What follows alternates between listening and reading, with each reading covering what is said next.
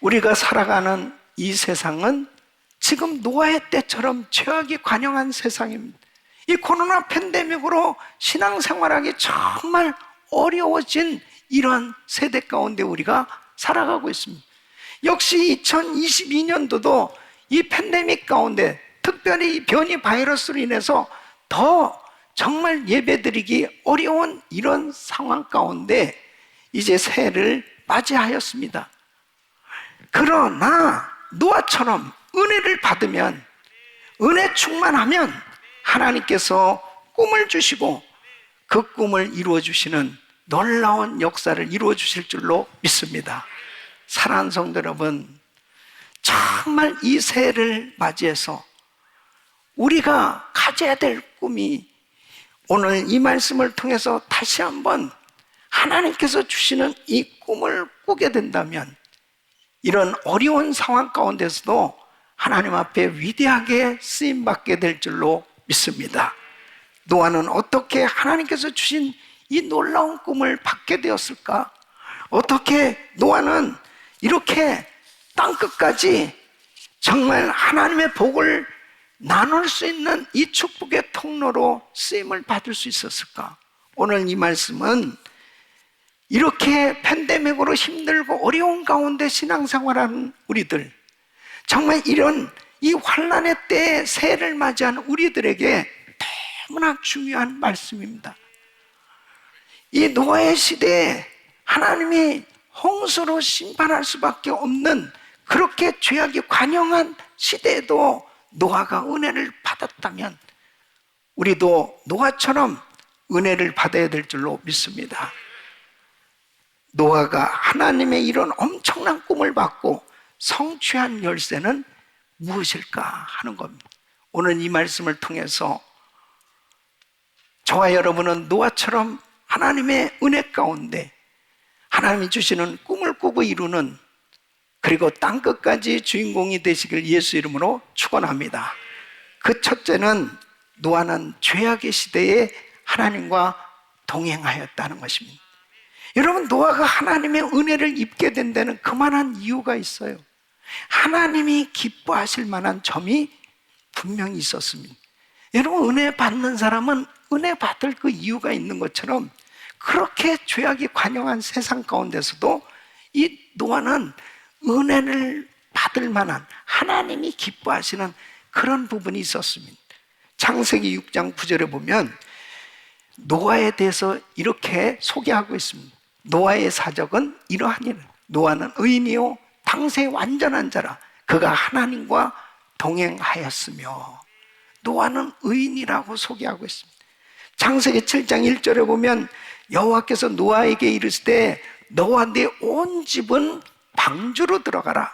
내가 이 세대에 내 앞에서 의로움을 내가 보았음이니라 그랬습니다. 여러분, 온 세상이 창조주 하나님을 거부하고 그 하나님을 믿지 아니하는 그런 환경 속에서 사람들은 저마다 자기 마음대로 사는 거예요. 자기 멋대로 사는 거예요. 하나님을 두려워하지 아니하니까, 하나님을 경외하지 아니하는 불신자들의 삶은 살인과 폭행과 거짓과 음행과 이 세상의 모든 죄란 죄는 다 자유스럽게 그렇게 죄악으로 난무하던 그런 때에 노아가 세상에 물들지 않고 믿음으로 하나님을 섬겼다. 바로 그를 의인의 삶이라고 하나님께서 인정하신 것입니다. 여러분, 세상이 타락한 가운데 자기 혼자 하나님을 잘 믿으려고 할 때 얼마나 힘들었겠어요? 얼마나 어렵겠습니까? 여러분, 만일 여러분 다니시는 직장에 여러분 혼자만 예수 믿고 다른 사람 전부 예수를 안 믿는다면 참 힘들 거예요. 이때 당시는 더더욱이 어려운 시기였다 하는 겁니다. 이런 가운데서 노아가 하나님의 은혜를 입었다. 하나님을 경외하는 신실한 믿음을 가지고 하나님의 말씀대로 산다라고 하는 것, 이것은 엄청난 어려움이었을 것입니다. 이루 말할 수 없는 위협과 유혹과 말할 수 없는 그런 핍박과 이 노아를 힘들게 하는 일들이 한둘이 아니었을 거예요. 그러나 이 노아가 8절 말씀에 그러나 노아는 여호와께 은혜를 입었더라. 바로 이 하나님의 은혜를 입은 노아에게 하나님은 함께 하셨고, 바로 이 노아는 주님을 의지하고 살았기에 하나님께서 노아에게 놀라운 하나님께서 꿈을 주셨고, 인류 보존의 꿈, 바로 홍수로 이 세상을 심판하고, 그리고 노아를 통해서 새로운 세상을 만들 그 비전을 하나님께서 주시고, 이 노아를 통해서 그 꿈을 이루도록 축복해 주신 줄로 믿습니다. 사랑하는 성도 여러분, 하나님과 동행하는 꿈을 꾸시기를 바랍니다. 이렇게 죄악이 관영한 세상, 이 팬데믹으로 정말 신앙생활하기 어려운 세상이라 하더라도 여러분이 노아처럼 그러나 하나님의 은혜를 입었더라, 새해도 하나님의 은혜를 입고 산다면 하나님께서 여러분과 우리 주님이 동행해 주시고 책임져 주시고 그 꿈을 이루도록 축복해 주실 줄로 믿습니다. 사랑하는 성도 여러분, 노아의 아들들을 보십시오. 결국은 사실 이 자녀들은 아버지 믿음 때문에 구원을 받을 수 있었습니다. 아버지의 은혜 때문에 그들은 그 엄청난 홍수 심판 가운데서 이 구원함을 받을 수 있었단 말입니다. 저와 여러분들이 가정을 지켜야 돼요. 그리고 교회를 지켜야 돼요. 하나님의 이 귀한 은혜 공동체를 잘 세우기 위해서는 노아처럼 그러나 하나님의 은혜를 입었더라. 여러분들이 은혜를 받으시기만 한다면 여러분이 속한 공동체를 하나님께서 함께 해주시고 책임져 주실 줄로 믿습니다. 믿음의 삶, 경건한 삶, 주님의 음성을 듣고 따르는 성도들이 되시기를 예수 그리스도 이름으로 축원합니다. 두 번째는 노아는 이해 못하는 일에도 믿음으로 순종하였습니다. 장차올 홍수의 경고를 믿었어요. 여러분, 이것은 정말 놀라운 일입니다. 세상을 덮을 홍수라는 거예요. 하나님께서 노아에게 이 죄악이 관영한 세상, 내가 다 사람들을 쓸어버리고 모든 이 만물 가운데 홍수로 다 심판을 하겠다고 이렇게 말씀을 하십니다. 이 성경학자들은 당시에는 장세 이래로 비가 내린 일이 없다는 거예요. 그때 당시 식물들은 다 이 공기층에 있는 수증기로 자라던 때라는 거예요. 그런데 이 비가 내린 적도 없는데 더군다나 홍수라고 하는 거, 이게 정말 이해가 잘 안 되는 거죠. 그러니까 자신이 경험해 본 적도 없고 그리고 상상도 할 수 없는 이 대홍수에 대한 말씀을 믿고 순종한다는 것은 대단한 것이죠. 그래서 예수님께서도 이 노아의 믿음을 인정하시고 칭찬하시는 걸 볼 수 있습니다. 마태복음 24장 37절로 39절 보면 노아의 때와 같이 인자의 임함도 그러하리. 홍수 전에 노아가 방주에 들어가던 날까지 사람들이 먹고 마시고 장가 들고 시집가고 있으면서 홍수가 나서 저희를 다 멸하기까지 깨닫지 못했으니 인자의 임함도 이와 같으리라. 사람들이 그렇게 홍수 심판에 대해서 말씀을 전해도 사람들이 깨닫지를 못했어요. 그냥 시집가고 장가가고 먹고 마시고 평소에 하던 대로 그러다가 그냥 다 수장이 된 거예요. 마지막 때는 꼭 이와 같을 거라는 거예요. 그래서 여러분, 성경은 우리에게 똑같이 지금 경고하고 있습니다.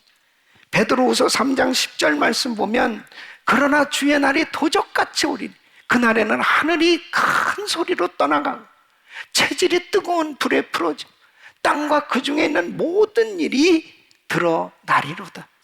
그래서 이제 이 마지막 때는 이 세상은 불로 심판하신다고 말씀하십니다. 주님께서 오셔서 불로 심판하실 때는 우리 눈에 보이는 이 모든 것들은 다 불살라 없어질 것입니다. 여러분, 분명히 우리 주님은 이 땅에 다시 오십니다. 그때는 심판주로 오시는 거예요.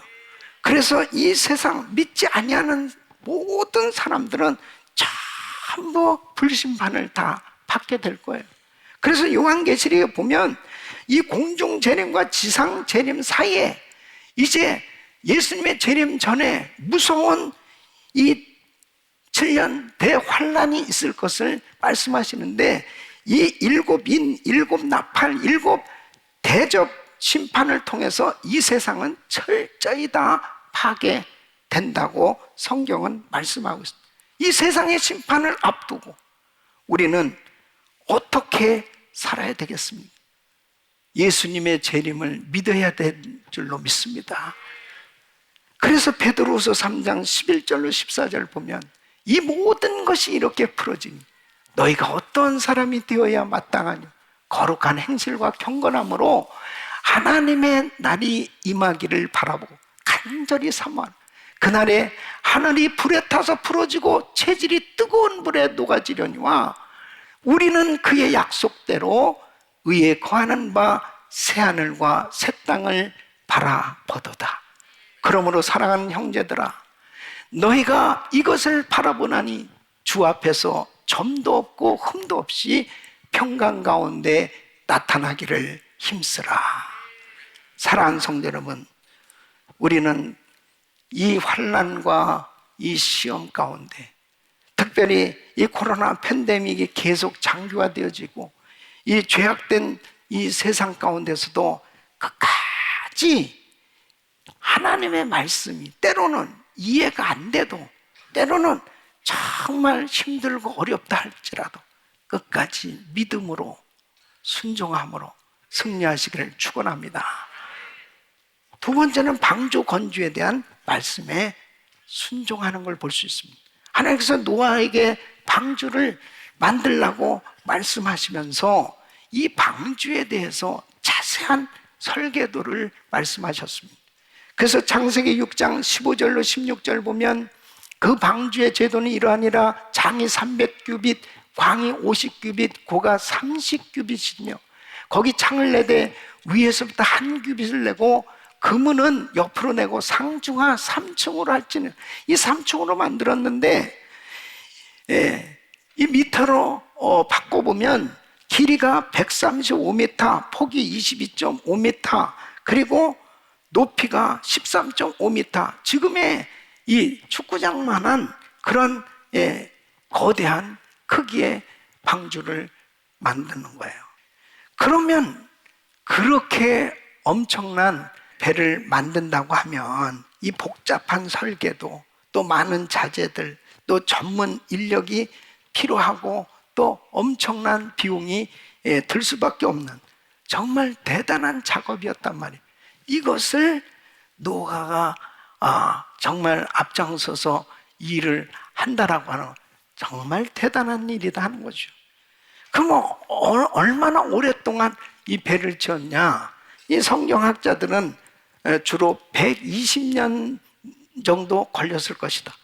그 말씀에 대해서는 창세기 6장 3절에 보면 여호와께서 가라사대 나의 신이 영원히 사람과 함께하지 아니하리니 이는 그들이 육체가 됨이라. 그러나 그들의 날은 120년이 되리라 하시는.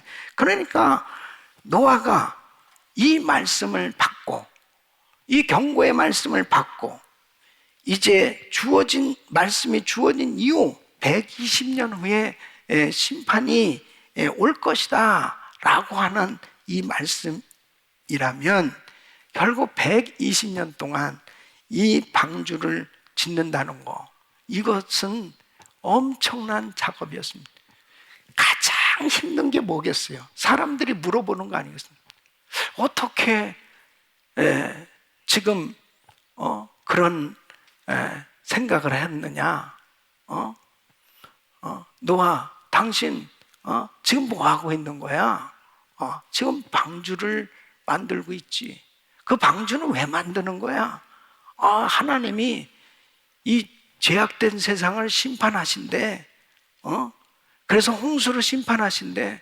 뭐 홍수가 뭐야? 그렇게 엄청난 비가 쏟아진다는 거예요. 언제 온다는 거예요? 홍수가 도대체 나도 몰라.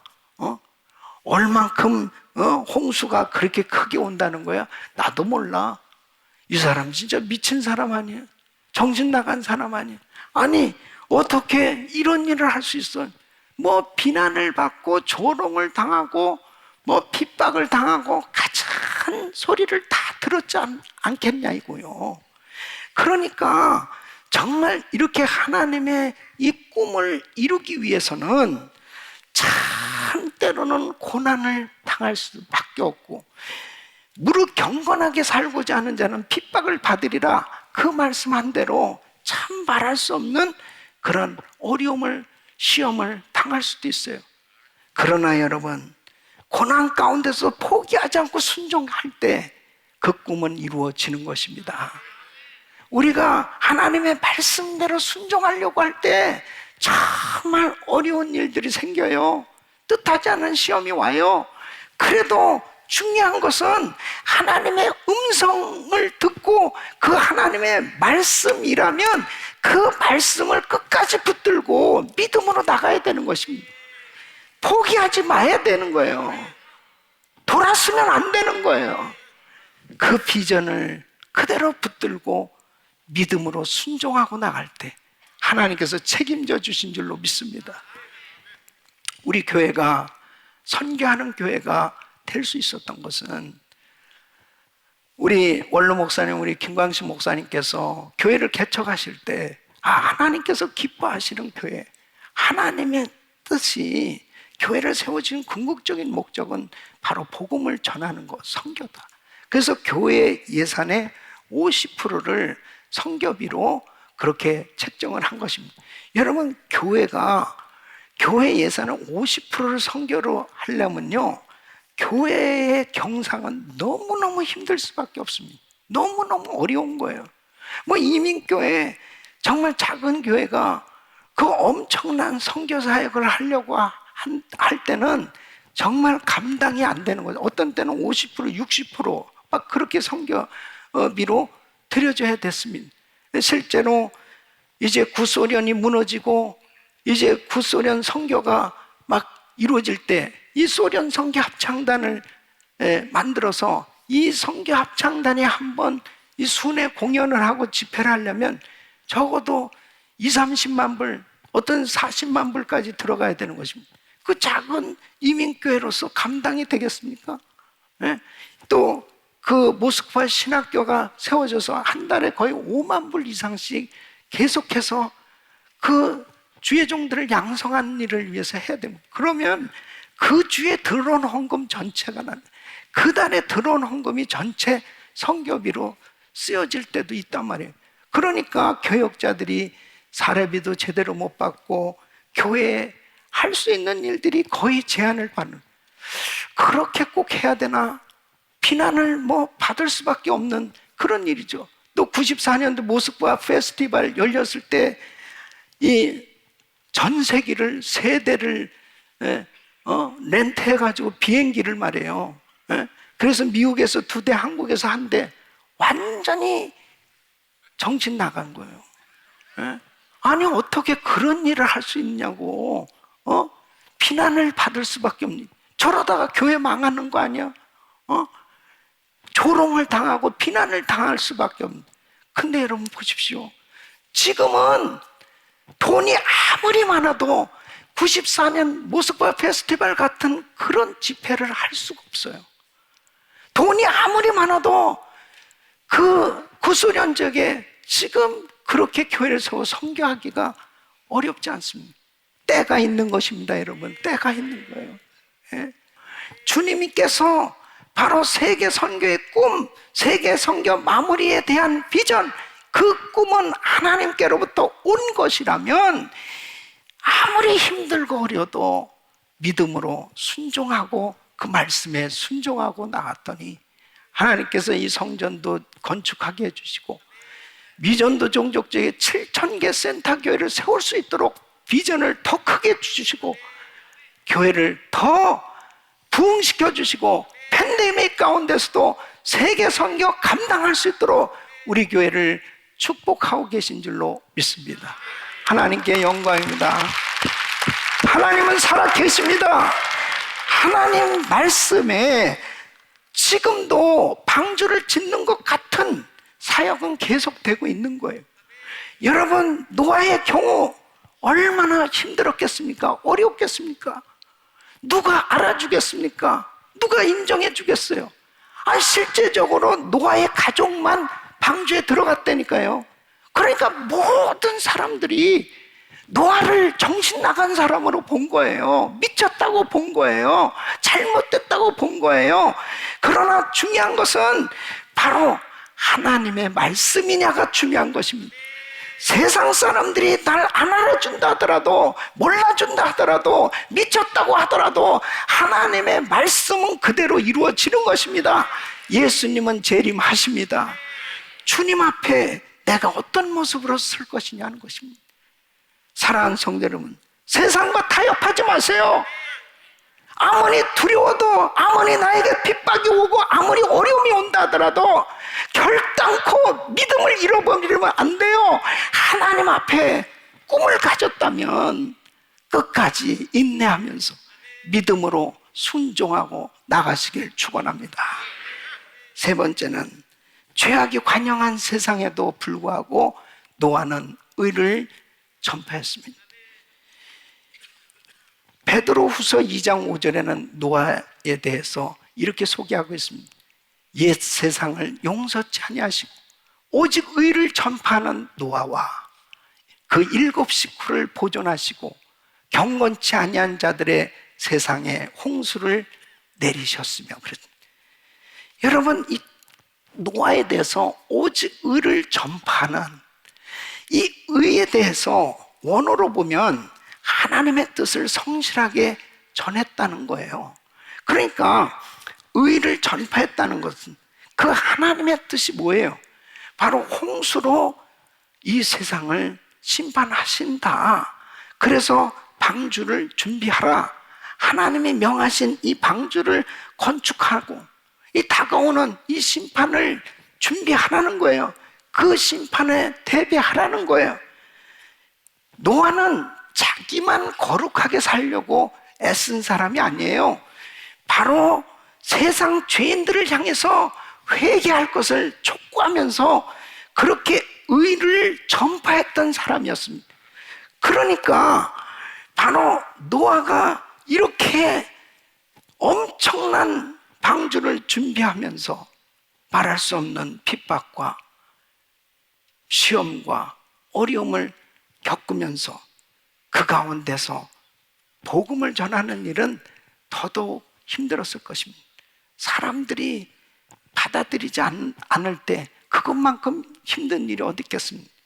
창세기 7장 11절로 12절 보면 노아 600세 되던 해 2월 곧 그달 17일이라 그날에 큰 기쁨의 샘들이 터지며 하늘의 창들이 열려 40주야를 비가 땅에 쏟아졌더라. 사람들은 안 받아들였죠. 그리고 노아가 그렇게 정말 회개할 것을 촉구하고 그리고 이 심판에 대비해서 방주를 준비하자고 그렇게 외쳤지만은 사람들은 받아들이지 않았습니다. 그러나 결국 어떻게 됐습니까? 결국 이 세상은 홍수로 심판을 받게 되었습니다.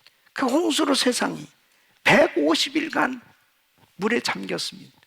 그리고 노아의 가족은 1년 17일을 배 안에 있었습니다. 하나님께서 말씀하신 대로 그대로 다 이루어진 것을 이 노아는 경험하고 있는 거예요. 언젠가는 우리도 우리 예수님 재림하신다는 이 말씀을 그대로 경험하게 될 날이 올 줄로 믿습니다. 결국은 하나님 앞에 섰을 때 이제 상급 심판을 하나님께서 하실 때 하나님 앞에 믿음으로 살았던 사람, 하나님 앞에 믿음으로 상급을 쌓으면서 살았던 사람에게는 의의 면류관이 주어지는 그날을 경험할 날이 오게 될 줄로 믿습니다. 사랑하는 성도 여러분, 우리는 이 팬데믹 가운데 새해를 맞이했습니다. 정말 믿음이 절실히 요구되어지는 시대에 우리는 살고 있는 거예요. 어떤 어려움이 있어도 하나님의 의를 전파하는, 복음 전파하는 일만큼은 매여서는 안 됩니다. 복음 전파하는 일은, 전도와 선교는 어떤 어려움이 있어도 끝까지 감당해야 될 줄로 믿습니다. 그래서 마가복음 16장 15절로 16절에 우리 주님은 이렇게 말씀하십니다. 너희는 온 천하에 다니며 만민에게 복음을 전파하라. 믿고 세례를 받는 사람은 구원을 얻을 것이요 믿지 않는 사람은 정죄를 받으리라. 여러분, 오늘 이 온라인으로 예배를 드리시고 또 이 자리에 함께 하신 여러분 가운데 예수 그리스도를 아직도 믿지 아니하는 분이 있다면, 여러분 예수를 받아들이지 않는 사람, 예수를 영접하지 않는 사람, 예수를 진실되게 모시지 않고 절대로 구원받을 수 없습니다. 예수님을 그리스도로 영접하십시오. 예수님을 나의 구주로 영접하십시오.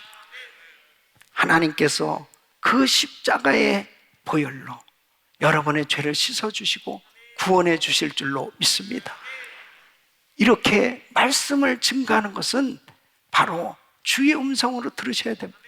이제는 하나님 앞에 돌아오셔야 됩니다. 이제 새해를 맞이해서 세상에 그동안 방황하고 살았다면 이제 하나님 앞에 돌아오셔야 돼요. 바로 새해부터 다시 신앙생활 시작해보란 말이에요. 그럴 때 하나님께서 그 놀라운 구원의 은혜와 예비하신 하나님의 복으로 여러분 평생을 축복해 주실 줄로 믿습니다. 사랑하는 성도 여러분, 디모데후서 4장 2절에는 너는 말씀을 전파하라. 때를 얻든지 못 얻든지 항상 힘쓰라고 말씀하고 있습니다. 우리는 세계 선교 마무리의 꿈을 꾸고 있습니다. 마태복음 24장 14절 말씀에 이 천국 복음이 모든 민족에게 증거되기 위해 온 세상에 전파되리.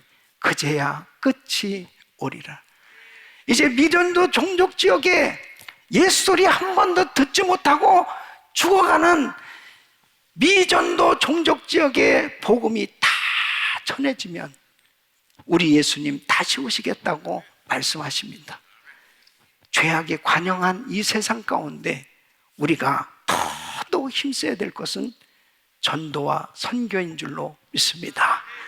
땅끝까지 나의 모든 일들이 결국은 세계 선교 마무리의 비전을 가지고 우리가 믿음으로 나간다면, 어떤 어려운 가운데서도 복음 전하려고 한다면 하나님께서 여러분들을 친히 함께 하셔서 책임져 주시고 동행해 주시는 은혜로 날마다 승리하는 삶이 될 줄로 믿습니다.